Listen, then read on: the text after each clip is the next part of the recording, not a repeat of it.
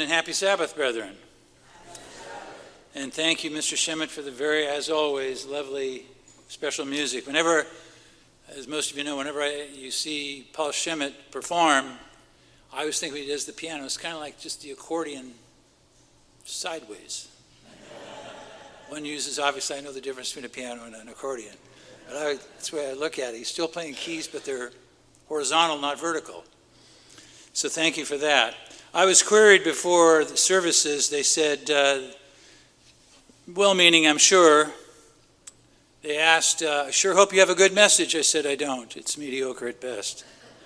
They said, well, we have visitors. I said, you won't after I'm done. No, I'm kidding, of course. Those of you that are visitors, you're welcome today, this Sabbath, and every Sabbath, all the time, as Mr. Fish said. In the last month, as you heard in the first message, as you well know, or the last 2 months, almost to the day, it has been anything but stable in the world. Unstable, crazy is probably a better attribute. In the war, and it is a war in the Middle East, Israel is versus nearly everyone. And again, that was touched on in the first message. Thousands are dead, tens of thousands are wounded. Prisoners, as you know, have been released. Negotiations are on, then they're off, then they're on again. And it's hard to keep up with the news. But we're witnessing events that will never, ever be forgotten. No matter how it turns out, we will never forget this. The world will never be the same. People, unfortunately, are using the World War III or a term of war, the War of 2023. But what's odd about this war, this engagement, is the strange, illogical, dumbfounding bedfellows that have aligned with one another. It's the sides that have been taken. I'm just going to touch on one, and I'll be delicate here. I read article after article that seeming alliances with LGBTQ++, with the Gazans, I checked. It's one direction. They don't support the LGBTQ++. Gazans don't in Palestine. These are strange people that have made alliances. That's how crazy it is. I checked.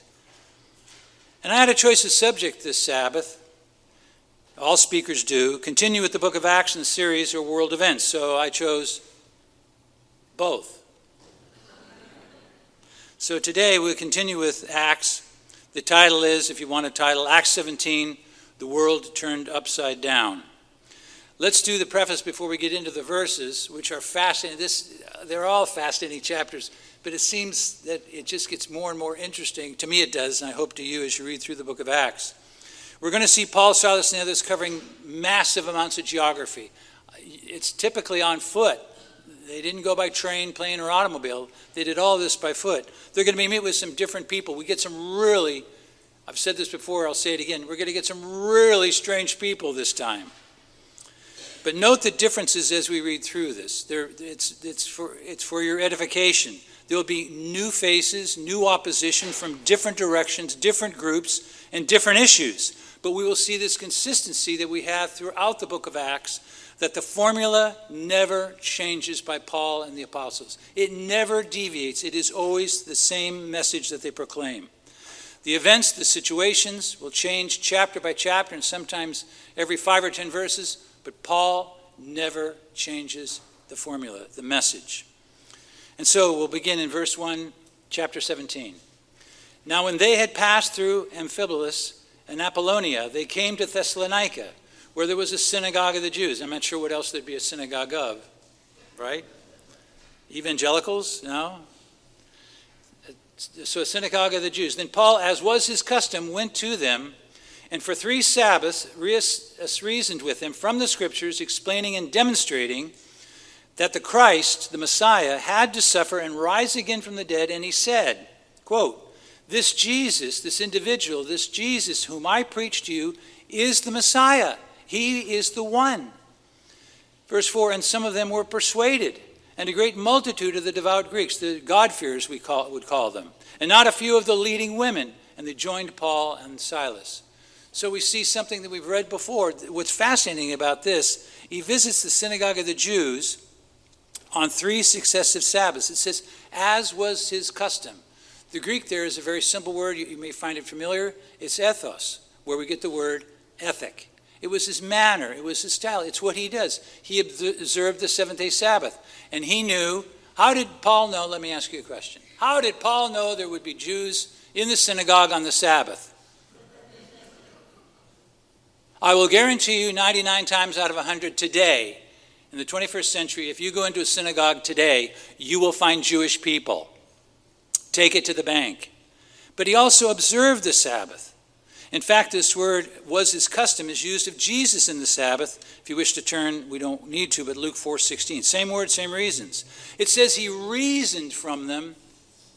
He reasoned with them openly from the Old Testament scriptures and what had occurred recently with this person and individual Jesus. This Jesus was the Messiah. He was the Christ. That is the formula. From death to resurrection, it never, ever changes. This is Paul's message. What are the results in this case? Many Greeks, some Jews, and many prominent women. Very interesting. We're going to see this again. Prominent women. It means women of the first order. We don't know whether that was inside the synagogue or out. It doesn't matter. It just shows that women were involved. But I have a question for you. Back to the question of a synagogue. How many of you have been to a Jewish synagogue? Wow. Obviously this side has, but this side hasn't much. Not going to ask why. I have, in my family, we've been probably 4 or 5 times to different synagogues. We lived in New Jersey for quite a number of years and had occasion, friends of friends. How many have been in an Orthodox synagogue? True Orthodox.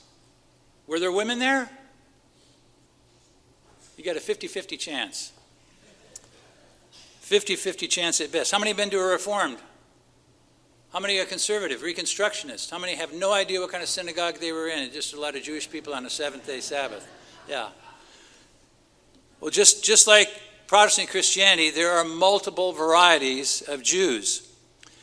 One of the most interesting Reformed synagogues that I've been to, and many of you may have, is UCG in Phoenix East. I can remember years ago when the feast, it had a satellite feast in Phoenix. And we had never been there, and I was asked, would you mind flying? We were in Oceanside. Would you mind flying one day? You and Becky will pay for the trip and speak to give them something different and crazy in Phoenix. I said, sure. So they picked us up from the airport. I don't know if it was Monty Knudsen. I don't think he wasn't. It was quite a few years ago. I don't think he was the pastor then. Somebody picked us up, and we went a long drive from the airport to UCG Phoenix East. What did we pull up in front of? A synagogue. So I turned to the driver and I said, have there been some changes I'm not aware of? He said, no, this is where we meet. And it was a Reformed synagogue. It was an absolutely fascinating place. As you know, it looks not a whole lot different, most synagogues, than the chair set up where we were. But what they had behind the pulpit, the bema, the pulpit, was this great big wooden box. How many of you have been to UCG Phoenix East? Wow. So you have been to a Reformed synagogue. You notice the box, they put a drape over it. After service, being the nosy individual that I am, I went up to them and I said, why are you draping the box? Well, there's some Hebrew letters on the front of it, and we're not sure what they mean. I said, okay, are we ready to go? You're going to take down the drape? They said, yeah, we're going to take down the drape. And I said, my Hebrew is next to zero, non-existent, but I know what that word is. It's the word Torah. That's where the scrolls are kept. That's called the Ark. And it's a beautiful building. It has a yahrzeit wall. How many are familiar with a yahrzeit, where they remember the dead, first year of their passing? It was a fascinating place. The roof of this building, I don't know if you've noticed, is a scroll. It's kind of a book scroll. Just absolutely gorgeous. You could tell I was quite taken with it. But the word synagogue today and the word in the first century is not the same, not even close. Today, in most synagogues, almost all people are welcome. Our local Orange County synagogues, less than a mile away from our home, will accept anyone. And it's a conservative, neo-Orthodox synagogue. But the origins and the structure of the first century synagogue is clouded in mystery. The academic literature that I could access gives one the feeling we just don't know that much. We know plenty in the 200s, 300s, and on. But in researching generally, and through some old notes, I uncovered an article by a well-known scholar. Many of you may remember the name. In 1995, his monograph, quote, Synagogues in Pre-70 Palestine, a Reassessment, unquote, by Lester J. Graby at the University of Hull, who he has since retired from, states this: And I'll read this slowly. It's kind of a long quote. I apologize. He writes, "For 2,000 years, the synagogue has been the center of religious life. Nor would anyone want to present any different picture from the time of the Mishnah, which is the oral Torah, around 200 AD, from the time of the Mishnah to the present day. There seems no question that the synagogue plays the role assumed for it both inside and outside Palestine, at least by the Amoraic times, 200 to 400 AD. It is when we move back to the time of the Second Temple that the standard assumptions about synagogues, as about so many things in Judaism, can no longer be taken for granted." He basically says, we just don't know. Do you know what one of the biggest sources of information on the Jewish synagogue of the first century is? Do you know what it is? This. The Jews left very little writings for the time period. So, archaeologically, we know that they were used for Torah reading and prayer and debate, discussion, open discussion. And this development of the synagogue in the first century was perfect, absolutely tailor-made for the preaching of the gospel. In fact, what I think is fascinating, yes, there were synagogues in 200 BC, possibly in Egypt outside of Palestine, and not until the first century, lo and behold, almost as a miracle, arriving on time, Jesus shows up along with the beginning of the development of the synagogue, a place for preaching the gospel. But I will warn you ahead of time, you may be ahead of me, do not walk into a modern synagogue today, stand up and preach the gospel. I will guarantee you it will not end nicely. They're on to us. They've read the New Testament. The article by Dr. Graber, the article itself, caused a ruckus at the time in 95, as did follow-up articles. He didn't relent.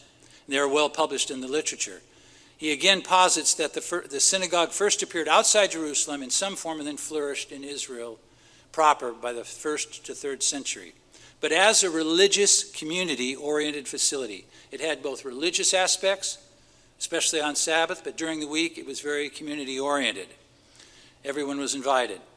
In a recent article in Bible Odyssey titled First Century Synagogues by Chad Spiegel, he says, though synagogues were found in some first century communities, their status as places of worship was limited until after the temple was destroyed in 70 CE.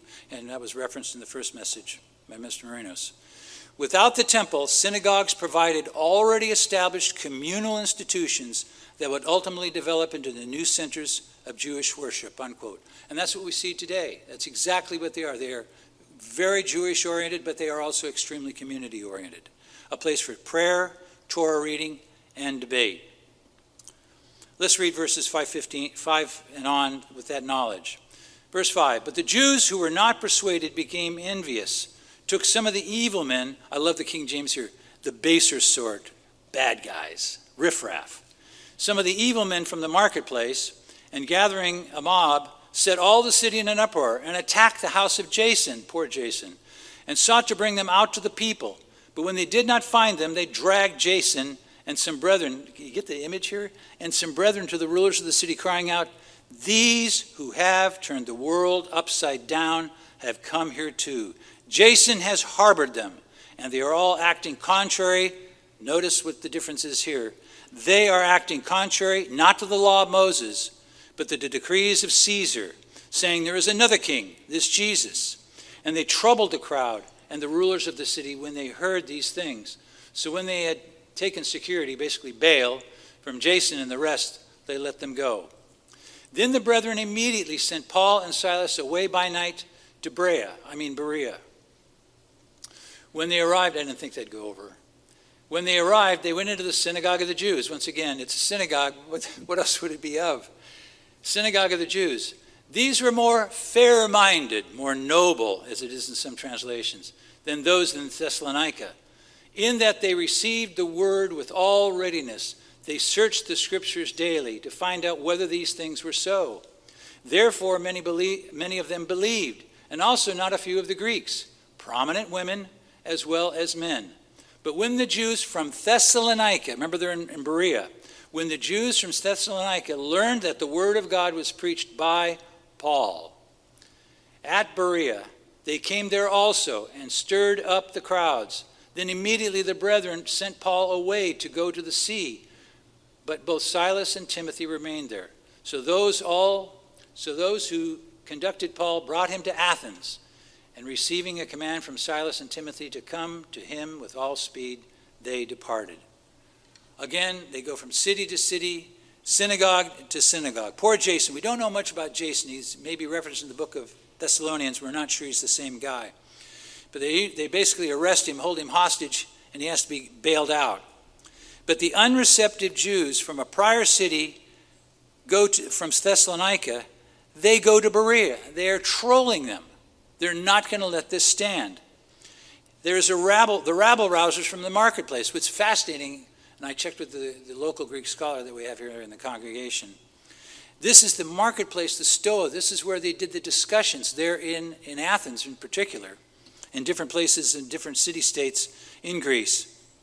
They grabbed rabble-rousers from the marketplace and the city officials, but they appeal not to the law of Moses this time. In prior chapters, you'll remember, the Jews attacked them for allegedly Paul had taken down or was in opposition to the law of Moses. Here, nope, Rome and Caesar are brought in. They're in Greece.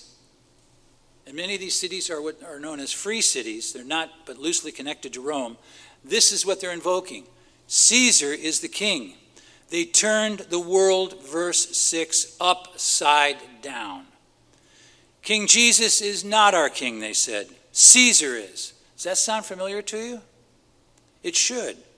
In John 19:15, if you want to turn there, in John 19:15, this is during Jesus' trial. This is Pilate presenting Christ to the crowd. But they cried, he says, behold your king, verse 14, behold your king, verse 15. But they cried out, away with him, crucify him. Pilate said to them, shall I crucify your king? The chief priests answered, we have no king but Caesar. Then he delivered him to them to be crucified, and then they took Jesus and led him away. Back to Acts.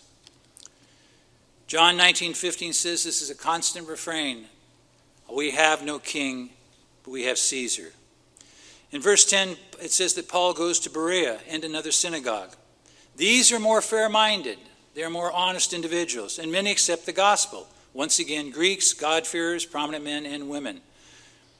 But we said the Thessalonican Jews that were unreceptive followed them. They're tracking them. They make the claim to the city officials that they have turned this world upside down. In verse 15, Paul and the company go to Athens. I was intrigued by the phrase, the world turned upside down. When I first remember hearing, I was a little boy, the word upside down. How many of you know of an upside down cake? Wow. How many of you know, here's the kicker, how many of you have heard of a pineapple upside down cake? Wow. You've been to our house. So Mom, what are you making? I'm making a pineapple upside down cake. What? What's an upside down cake? And as you know, they put the pineapples first, build it up from there, and cook it. Then you flip it upside down. So the bottom side is now the top side. That is the first time I heard that phrase. What's interesting, turning the world upside down is exactly what Paul and the apostles had done to the people of Thessalonica. He will do it to Athens. He did it to Berea. He did it everywhere he went. So let me ask you a question. Oh, sorry, Frank. I am old. The eyes just don't work like they used to. Within the context of Thessalonica, Paul and Silas were in many synagogues and Jewish settings. Jews, God-fearers, Greeks, everybody. Yet in a manner of ours, fierce opposition faced them. Jews who weren't convinced Christ was the Messiah tried to oppose them over and over again. Jews telling Greek town rulers they were plotting insurrection. Wrong king. This king is not Jesus. It's Rome and Caesar. Being attacked religiously, politically, from every possible side. Culturally, They were from getting it from all sides. They had indeed turned the immediate world upside down. Their world was rocked. Indeed, they were simply speaking the truth. You heard it in the first message. We say it often from this pulpit and can't say it enough, that Jesus is the Messiah, he is the Lord and the King, and that rocks worlds. If you were to ask Paul and the apostles, what was your intent? They'd probably answer, to rock their world, to turn it completely and utterly upside down. That's what their intent. What's interesting about this chapter, it should remind us as well that your world was once turned upside down. You once were made of the very same thing, the same ideas, that this Jesus is the one, the only one. You too were faced with the proposition to prove the truth of what you knew. You searched the scriptures, both Old and New Testaments, that this one was God's very Son, sent by God, and you had to make a decision. Your worldview changed dramatically. It had to. It turned your world upside down, or should have. It affected the day you worship on. It affected the food you ate, the things you believed, the laws you keep and obey, the promises that you understand that need to be kept. All that changed. It could have taken a day, a week, a series of months. You learned regarding the ultimate fate of fellow believers, the future, like our good friend John Lyons. We will see him again. You learned that John 3:16 says that God so loved the world that he gave his only begotten Son, that whosoever believes in him, believes in him will have everlasting life. You read John 14:15 with a new understanding. It says, if you love me, what's the rest of the verse? Keep my commandments. So you remember, you were compelled to respond, not for my question, but when you read it. It had rocked Paul's, Silas's, and Timothy's world, all of them.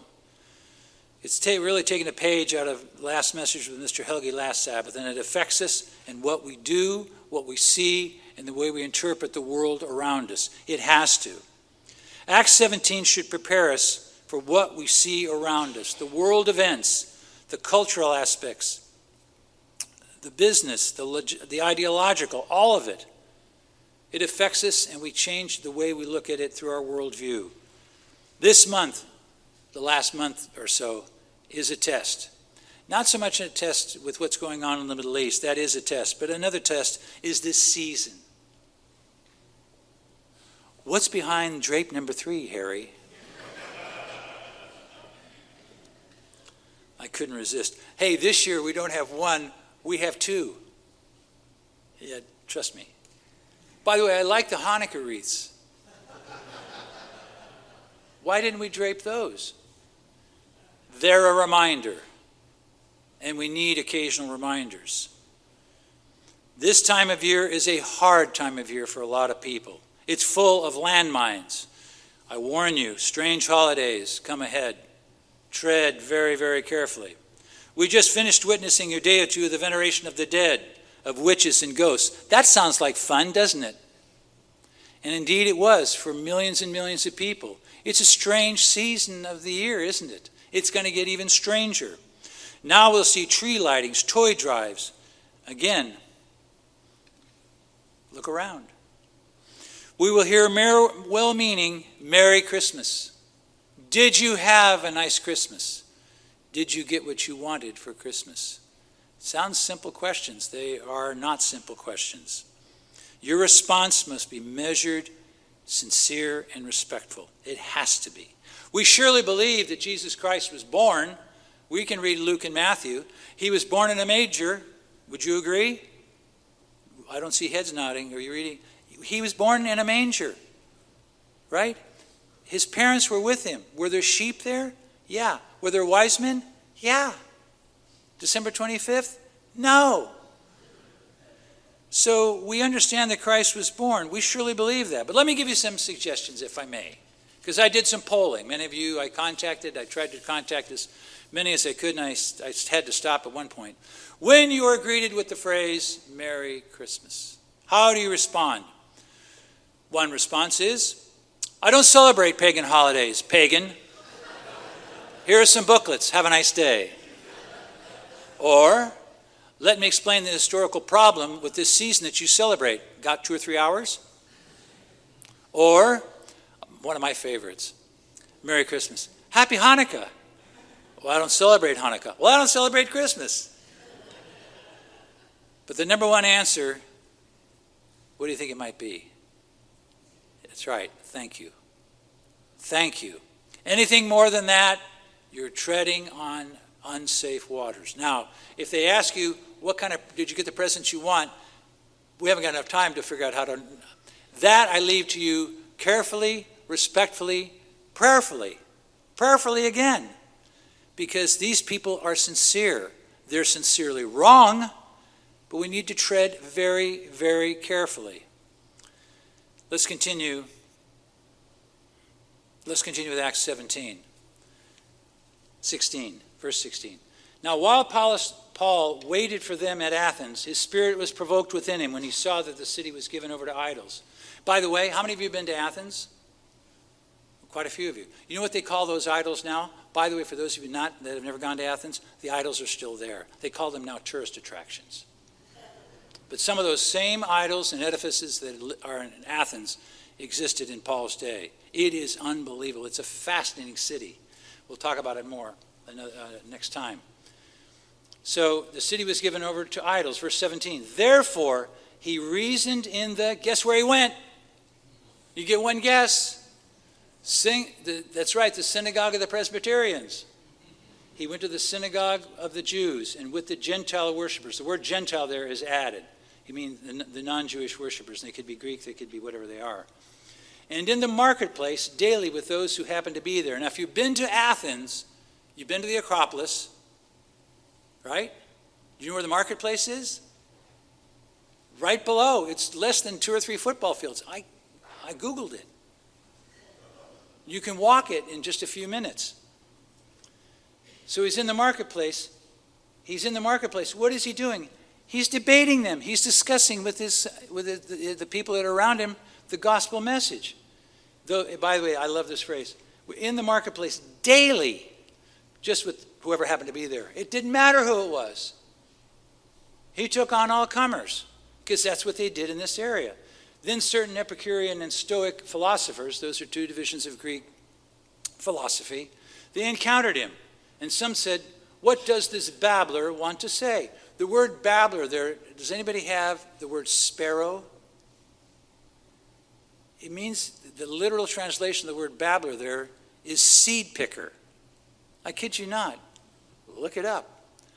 They basically called him a type of bird that goes on the ground and picks apart certain seeds, just picking. That's what they called Paul. Paul the seed picker. Others said he seems to be a proclaimer of foreign gods. Obviously he was talking about this King Jesus because he preached to them about Jesus and the resurrection.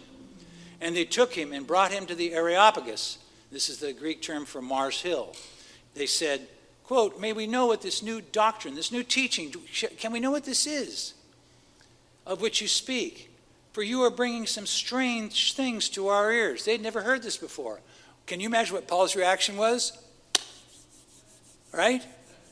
New opportunities. May we know what this new doctrine is of which you speak, for you're bringing some strange things to our ears. Therefore, we want to know what these things mean. For all the Athenians and the foreigners who were there spent their time in nothing else but either to tell or to hear something new. Some new thing. Paul, I'm sure, saw this as a tremendous opportunity for him. We're going to look at this from the standpoint of the cultural milieu of Athens in the Greek time of the first century. It is very cosmopolitan, a very busy place, but we're going to leave Paul in Athens for the next time, and we'll read of a speech he made. How many of you have been to Areopagus one more time? Then you know, don't say it to anybody else, no telling, about how they're closely aligned in what the people saw when Paul spoke. It's very obvious what they saw. So don't tell everybody, because this is such a really condensed place in Greece. in Athens. So we leave Paul in Athens for next time. We'll talk about the speech that he made. And it is more living for Paul and the apostles of living in Babylon, in Rome, in Greece. What can we conclude from all of this? Acts 17 tells us a story historically of what Paul and the apostles did in preaching the gospel. It is important. These men were fearless. All the people that preached the gospel were. But it also reminds us of our situation, personally, as it was for Paul and the people with him. The world has been turned upside down. Your world and the world today. Again, geopolitically, culturally, morally, locally, and also personally. Change has been rapid and stunning. If you'd have told me 6 months ago this would be happening in the Middle East, I'd have said you're crazy. But look what's happened so short a time. But we too, personally, have had our world turned upside down. The knowledge and the awareness that we have, that you and I have been given, cannot have a price put on it. But it also should shape us and mold us. It should change us, that we are never the same again. The problem that we will find is that as we go through life, we are going to make mistakes, many mistakes. If I ask for a show of hands of someone that has not made at least 20 mistakes in their Christian walk, we wouldn't believe you. We all make mistakes. So again, let me give you some suggestions, this time some serious ones. As we go through life, I think there's some aspects from Acts 17 that we learn. Number one, we should go through this life confidently, not arrogantly, but confidently, and pray for opportunities as we encounter people, as the situation presents itself, just exactly as Paul and the apostles did. We do it humbly. We treat others as we would like to be treated. It's a hard thing to do. It's easy to say. Treating other people the way you want to be treated. Because you first have to think, how would I like to be treated? You first have to answer that question. But we do so humbly. Because this is what God uses people to see. It's what they see about us. What they hear and they see is us. And what we think, what we say, and how we approach other people. As we go through life confidently and humbly, we should use God's Spirit. Because again, as a reminder, all of us in this room have one thing in common. We're all flesh. We're all still flesh. We still stumble and fall both physically and spiritually. So use God's Spirit. Next, go as a learner. A constant and ever, always learning and understanding student of God's Word. That can never, ever stop. It must be lifelong. Because this book is a big book. And it has so much to tell us. So go also as a learner. And lastly, and very importantly, as we suffer through this life, go joyfully, happily. As we go through this world, as we leave this building, and the world that is turned upside down, our world view should be what? Right side up. Right side up. We are joyful because we know that Christ will one day return and indeed restore the kingdom of kingdoms, his and God's kingdom. We heard it, I counted it in one of the hymns. I counted it, in the opening prayer, and I know that I heard it in the first message. As we suffer in this life, and all of us will suffer to one degree or another, we see and experience suffering. These are the ways that we endure the suffering and the trials that we have. Humbly, confidently, as a learner, and we do it joyfully. Happy Sabbath.